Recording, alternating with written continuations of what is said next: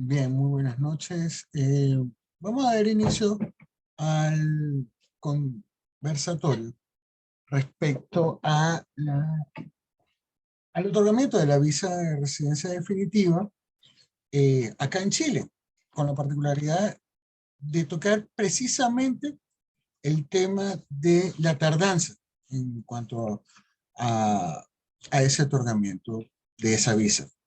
Para ello, voy a solicitar a todos los participantes que si tienen alguna duda, como tenemos corto el tiempo y también vamos a subirlo a las plataformas y a las redes sociales, entonces me hagan las preguntas que consideren pertinentes a mi correo electrónico, es lares con z, laresrivas.asociados@gmail.com.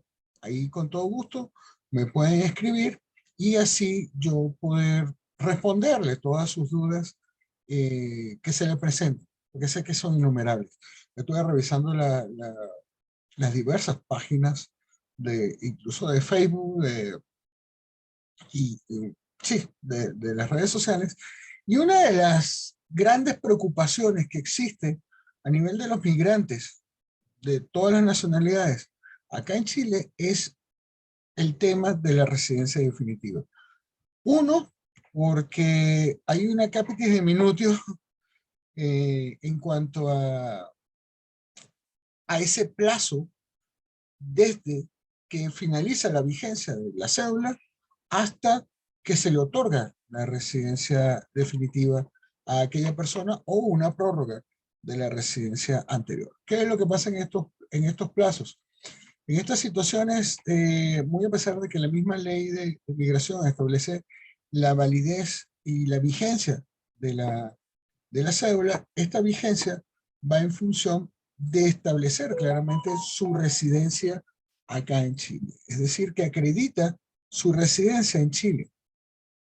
No obstante, lo difícil de acá es que puedan realizar cualquier tipo de trámite. Bien, ahora sí, cualquier tipo de trámite donde se requiera el número de serie. Ese número de serie es el que está al lado si mal no recuerdo, está en la parte de abajo de las identificaciones de las demás fechas. Sí, justamente debajo del sexo está el número de documento, que es el número de serie, donde se pierde cualquier validez, pero es necesario para realizar cualquier tipo de trámite acá en Chile. Entonces, se nos complica. Y si se llega a perder dicho documento, la cédula o algún otro documento, como la tarjeta del Banco RUT, la tarjeta del Banco Estado, se complica también la situación. Entonces, se presenta una serie de problemas. La falta de posibilidad de contratación o el temor todavía que existen de algunos empresarios, de algunos empleadores, de contratar personas que estén bajo esas circunstancias, de que no puedan de alguna manera llegar a una notaría y que le puedan ser válidos los documentos para poderlo presentar, para poderlo firmar. Entonces se presenta una serie de circunstancias más allá de todas las situaciones que nos pasa a todos como migrantes cuando estamos en ese proceso. Y se lo digo porque yo en lo particular, bueno, en principio de verdad que no me había presentado. Mi nombre es Henry Lares, yo soy abogado en Venezuela, pero también soy abogado acá en Chile. Tuve la gran oportunidad de hacer la reválida del título acá en Chile y estoy habilitado para ejercer la profesión acá. Y dentro de todas las materias que me he dedicado, particularmente la materia migratoria, ha sido el énfasis que he tenido, por ser yo también migrante, porque así todo lo que ustedes están pasando, igualmente yo lo pasé, quizá en menor medida, ya vamos a hablar sobre eso, y por el desconocimiento que tenía en ese instante de la normativa, que poco a poco he venido estudiando, analizando, al punto de poder ejercer hasta los momentos los recursos pertinentes en cuanto a las negativas, en cuanto a las omisiones por parte del Servicio Nacional de Migraciones de Chile. Bien, hecha la presentación, recordándole nuevamente el correo electrónico laresrivas.asociados. Ese Rivas también es con V, con B corta, laresrivas.asociados@gmail.com, donde pueden hacerme todas las preguntas que consideren pertinentes y yo le voy a responder en la medida de lo posible, en la medida de los tiempos que me den, porque realmente diariamente, no les voy a negar, es constante las preguntas que me llegan y trato de responder así mismo en esa misma medida. Difícil la situación de los migrantes en Chile, pero con la entrada en vigencia de la nueva ley ha tratado de alguna manera de aligerarse esos procesos. No obstante, vamos a centrarnos específicamente en la conversación de hoy. La conversación de hoy radica en esa tardanza que tienen el Servicio Nacional de Migración del otorgamiento de la residencia definitiva. Por lo cual yo voy a partir por lo primero que analizo.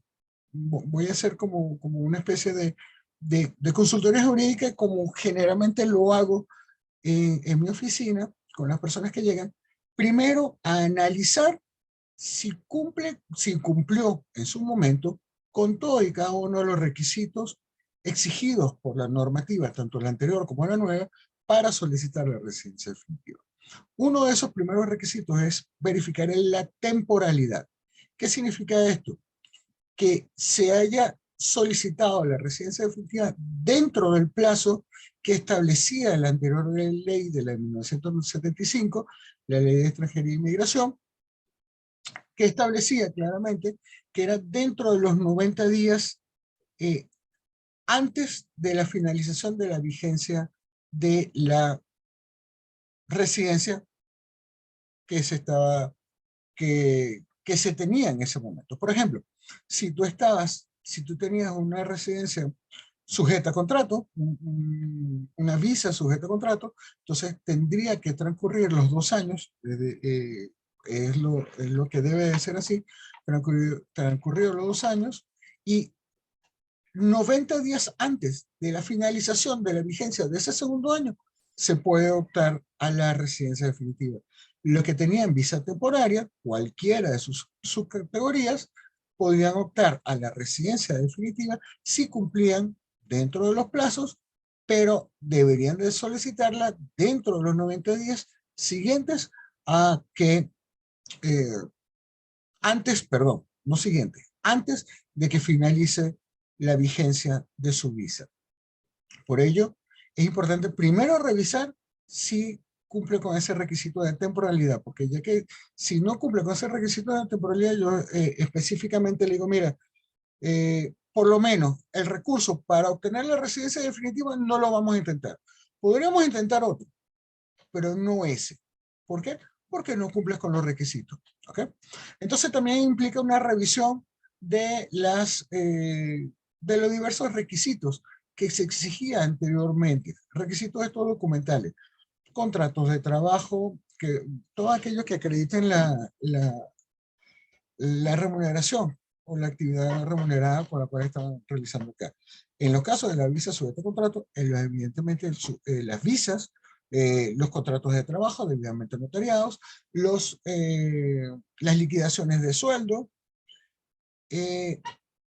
Caso particular, si se notificó o no el cambio de empleador, porque es un caso muy particular que ya lo hemos tratado en otras oportunidades, donde muchas veces se rechaza la visa sujeta a contrato porque simplemente no se notificó el cambio de empleador de un empleador a otro. Porque los que están bajo visa sujeta a contrato deben notificar forzosamente el cambio de empleador, o por lo menos lo debían notificar así el cambio de empleador. Y muchas veces se rechazaba esa visa por tal circunstancia, la visa de residencia. En cambio, los que tenían visa temporaria estaban como que más libres en su actividad económica. Podían constituir empresas, podían constituirlas, ser accionistas, más no ser parte de junta de administración la representación legal. Esta representación legal se le da solamente a los chilenos o con visa de residencia, o con extranjeros con visa de residencia definitiva. Y particularmente los que tienen, los que tenían o tienen actualmente la visa temporaria, tienen la particularidad de que pueden emitir boletas del servicio de migración, del servicio de puestos internos. Esta boleta la puede emitir y debe ser emitida, en todo caso, por emolumentos por encima de lo que es el sueldo mínimo actual, para que pueda satisfacer el requerimiento del Estado de llenar el requisito de que sea de que tenga la posibilidad de realizar su actividad comercial y no tenga ningún desmedro, o digámoslo, que no esté considerado, que tenga la capacidad económica suficiente como para mantenerse en Chile. Ese es el objetivo que tenemos que demostrar nosotros ante migraciones. Entonces, llenados los requisitos, más allá de todo que no lo vamos a comentar, si llenan todos los requisitos, entonces es procedente iniciar lo que es una medida cautelar, una acción. Esta acción, hay dos vías, una vía administrativa y una vía de carácter judicial. Yo en lo particular recomiendo ejercer la vía judicial, sea la acción de amparo, dependiendo del tipo de recurso o del tipo de vulneración, sea el recurso de protección constitucional, por cuanto este tipo de recursos va realizado a través del órgano jurisdiccional, que es el órgano contralor de la actividad propia del mismo ente administrativo. ¿Ok? Más allá de otros entes, es el Poder Judicial quien debe controlar la conducta asumida por cada uno de los entes del Estado. Por lo cual, y es la manera de poderle exigir al Estado el cumplimiento de las normativas que a veces se infringen, y no es nada más acá, es en todos los países. Por eso se llama, hay toda la diferencia entre los poderes y la separación de los poderes públicos dentro de cualquier Estado. Bien, dicho esto, debemos tener en cuenta que yo voy a hablar específicamente de los recursos judiciales, ya que los recursos administrativos desde mi punto de vista son poco efectivos porque es decirle al Estado, mira, Estado, reconsidera la decisión que ya tomaste con lo que ya analizaste para que me otorgues la visa de residencia. Muy probablemente, y al cabo de un buen tiempo, le vayan a decir, no se ratifica la decisión. De hecho, pocas veces lo he visto, no he visto incluso que se haya ejercido. Yo en lo particular no lo he ejercido. Yo lo que he hecho es ejercer los recursos judiciales pertinentes a los fines de instar y casi que obligar al ente migratorio a que emita la residencia definitiva. Entonces, partamos. ¿Cuál es el plazo que tiene todo ente dentro de Chile para resolver los asuntos que se han sometido a su conocimiento? No solamente migración, sino cualquier órgano del Estado chileno. En Chile, el plazo máximo, según la ley 19.880, el artículo 27 de esa ley 19.980, establece claramente que tiene el procedimiento a seguir, tiene un plazo máximo de vigencia de 6 meses. Es decir, que en el plazo máximo de 6 meses, desde que se inicia el procedimiento hasta su culminación, debe durar máximo 6 meses. Ustedes me dirán, bueno, tengo 2 años esperando. ¿Qué hago? Sí, eso ocurre. Eso ocurre lamentablemente, está ocurriendo y bueno, ahí la justificación por qué el interponer un recurso ante el Estado. Recurso este que está siendo efectivo, no les voy a negar, está siendo bien efectivo porque las autoridades jurisdiccionales están ganados a la idea, sea las Cortes de Apelaciones o sean las, la Corte Suprema, de establecer claramente cuáles son las bases y el respeto de la normativa interna. Y uno del respeto de la normativa interna para no crear vulneraciones es la aplicación correcta del artículo de la ley 19.880 que habla sobre los procedimientos administrativos dentro de los órganos del Estado. El Servicio de Migración no es un ente aislado del Estado. El Servicio de Migración se basa, como ente administrativo, se basa en esta ley y tiene que cumplir esta ley.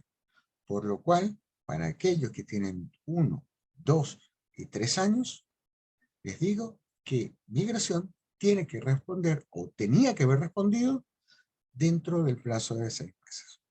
Por lo cual, le nace la posibilidad de ejercer ese recurso de protección, en este caso de un recurso de protección, para así exigir el otorgamiento, no solamente el otorgamiento, sino incluso el pronunciamiento por parte de Migración de conceder incluso el pago, la orden de pago. Porque muchos me preguntan, bueno, pero si no me ha llegado la orden de pago, sí o sí es una falta cometida por el Estado. Por lo cual, nosotros, dentro de todos los procesos, decimos, ok, faltó el Estado, tiene que cumplir con los requerimientos establecidos en la ley 19.880, por lo cual debe concedérsele la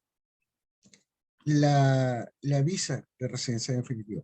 En su defecto, yo soy más cauto en ese sentido, yo ejerzo los recursos por la omisión.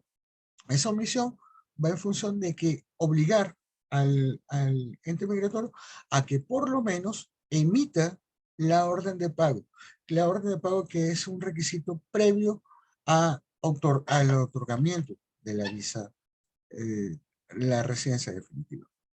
Con esto les digo que existen las posibilidades, existen las maneras de poder ejercer acciones en contra del Estado y en contra del Servicio de Migración a los fines de obtener la residencia definitiva siempre y cuando se cumplan con los requerimientos y las exigencias. Insisto, muy pendiente con los casos de los sujetos a contrato que sé que cambian de empleador y no debe de ser de esa manera.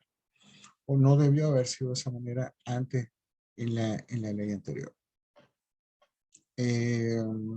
Basado en ello, yo les sugiero a aquellas personas que se encuentran en esas situaciones con personas que podemos, de hecho pude contar aproximadamente unos 30, 40 personas que hicieron el mismo comentario, no, yo estoy esperando la del 2019, no, que yo la metí en el 2020, no, que yo la metí en el 2021. Todas esas personas pueden ejercer los recursos pertinentes para poder así obtener la residencia definitiva, insisto, siempre y cuando cumplan con todos los requisitos de ley. En cuanto a las sentencias, sí hay cierta renuencia por parte, no lo voy a negar, cierta renuencia por parte del ente migratorio del Servicio Nacional de Migraciones en ejecutar dentro de los plazos las sentencias. ¿Okay? Muchas veces alegan exceso de trabajo, que somos muchos acá. Entonces, eso, el exceso de trabajo, el exceso de extranjeros acá, no es razón suficiente como para que no puedan emitir las órdenes dentro de los plazos. Entiendo que el gobierno actual tiene las mayores intenciones de asegurar, darle celeridad a esto.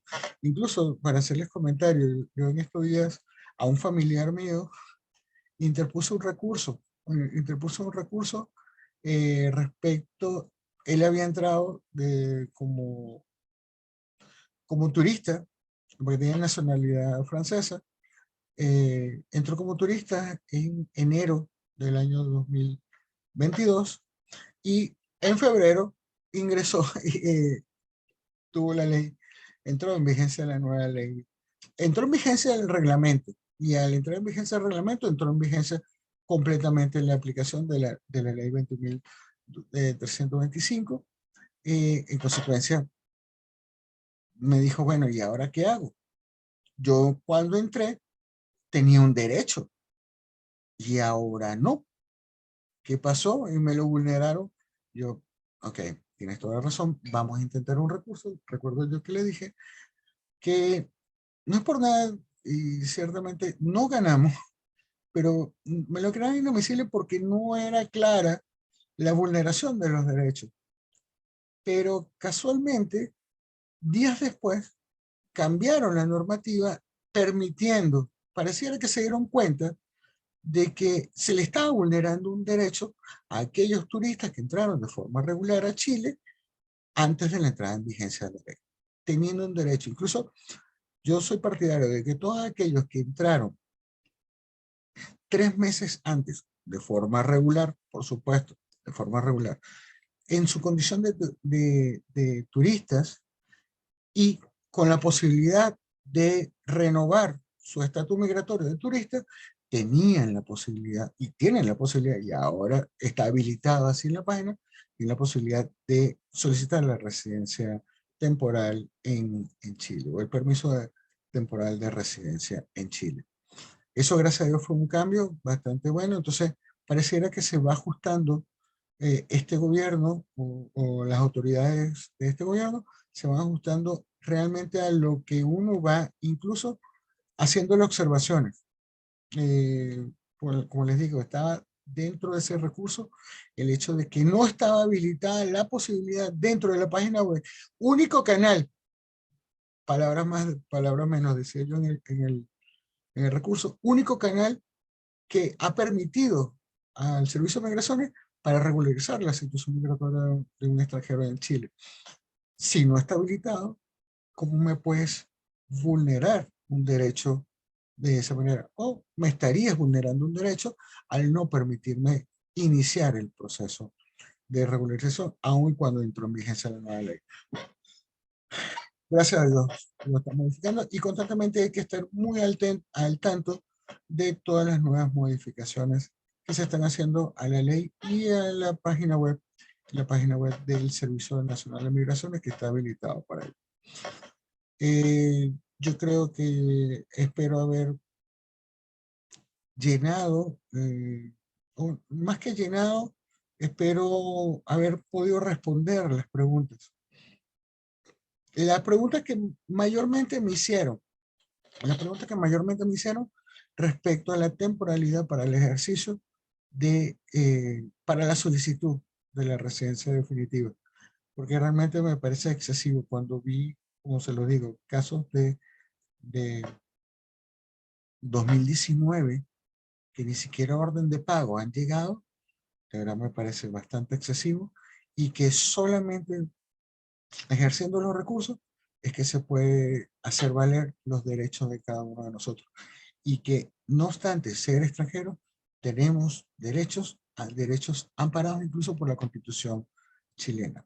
Entonces hay que ejercerlos, hay que reclamar, pero en la medida que todo esté conforme a derecho y a la normativa chilena. Y ajustarnos a la normativa. Si nos piden los antecedentes, se los damos. Si nos piden algún otro requisito, se los damos.